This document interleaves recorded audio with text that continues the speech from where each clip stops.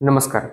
आईच्या मनातील प्रश्न या माझ्या चॅनलवरील नवीन सेगमेंटला पहिल्या एपिसोडला तुम्ही खूप चांगला प्रतिसाद दिला. त्याबद्दल मी आभारी आहे. त्या एपिसोडमध्ये आपण हा प्रश्न पाहिला होता आईच्या मनातला, की डॉक्टर माझं बाळ हे इतरांच्या बाळापेक्षा लहान वाटतंय, तर ते असं का आहे?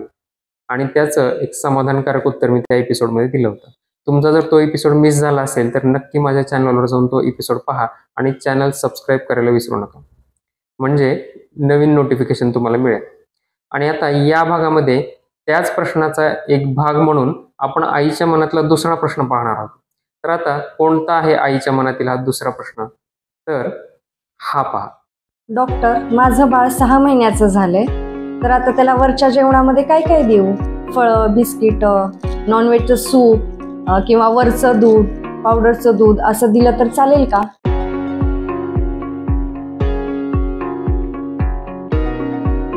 तर आईच्या मनातला पहिला प्रश्न असा होता, की बाळ लहान दिसतंय तर का दिसतंय? तर त्याची कारणं जी आहेत, ती जन्म बाळाचा झाल्यापासून सुरू होतात. एकतर पहिल्या 6 महिन्यामध्ये बाळाला फक्त आणि फक्त आईचं दूध द्यायला हवं आणि 6 महिन्याच्या नंतर वरचं जेवण चालू करायला हवं. तर आता हा जो दुसरा टप्पा आहे वरचं जेवण चालू करण्याचा, तो सगळ्यात जास्त दुर्लक्षित आहे. आईचं दूध देण्याकडे आजकालच्या नवीन पहिल्यांदा आई झालेल्या स्त्रियांमध्ये खूप उदासीनता किंवा भीती दिसून येते.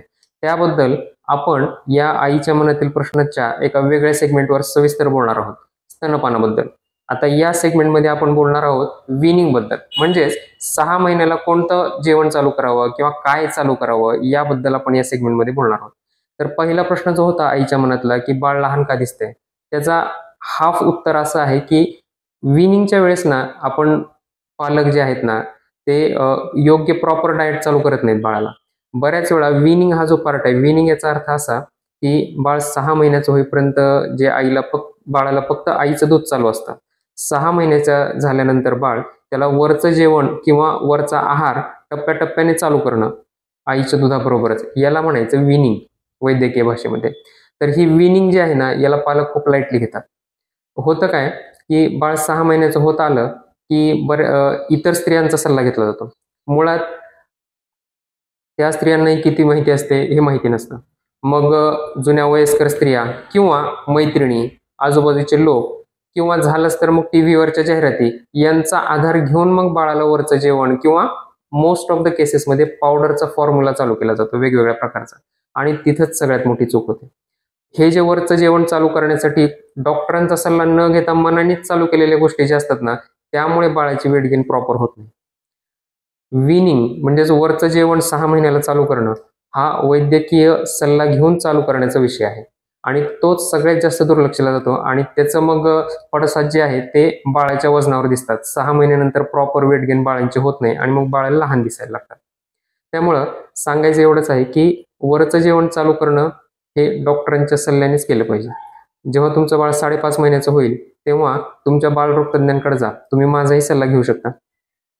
तुमच्या बालरोग तज्ञांना जर आजारी जरी नसेल बाळ, तरी वरचं जेवण काय चालू करावं बाळाला हे विचारण्यासाठी बाळाला घेऊन जा. ही जी रुटीन चेकअपची व्हिजिट असते, ती व्हिजिट एक आम्हाला बालरोग तज्ञांना एक फार सुवर्ण संधी असते, की बाळाची आत्तापर्यंतची ग्रोथ कशी आहे, त्यांनी प्रॉपर माइलस्टोन अचीव्ह केले आहेत की नाही, त्याची प्रॉपर वेट गेन झाली आहे की नाही.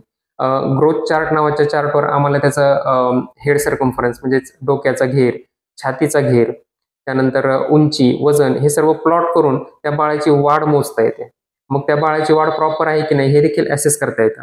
बाळाच्या काही लसीकरण पूर्वीचं सगळं झालं आहे की नाही, झालं असेल तर ठीक आहे, नसेल झालं तर कोणत्या लसी द्यायच्या राहिलेल्या आहेत आणि कुठल्या महत्त्वाच्या आहेत याबद्दल पालकांना काउन्सिलिंग करता येते. त्यामुळं बाळ 5.5 महिन्याचं झालं की ताबडतोब तुम्ही तुमच्या बालरोग तज्ञांकडे जा आणि त्यांचा प्रॉपर सल्ला घ्या.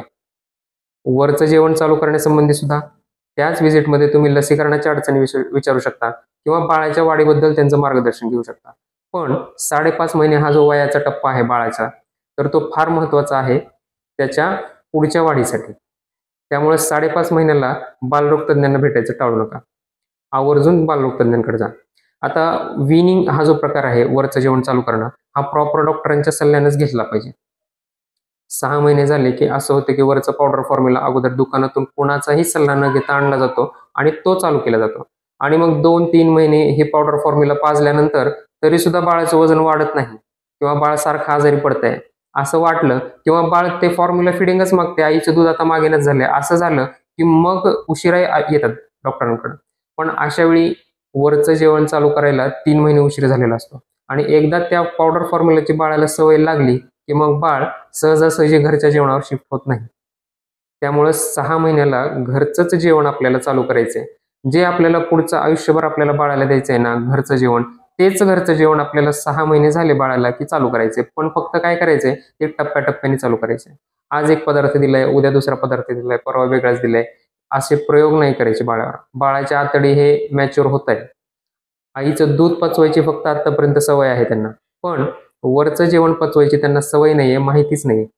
त्यामुळं एक एक पदार्थ घरचाच टप्प्याटप्प्याने वाढवायचा आहे आणि तो 2-3 महिन्यामध्ये बाळाला वाढवत वाढवत फुल डाएट चालू करायचं आहे.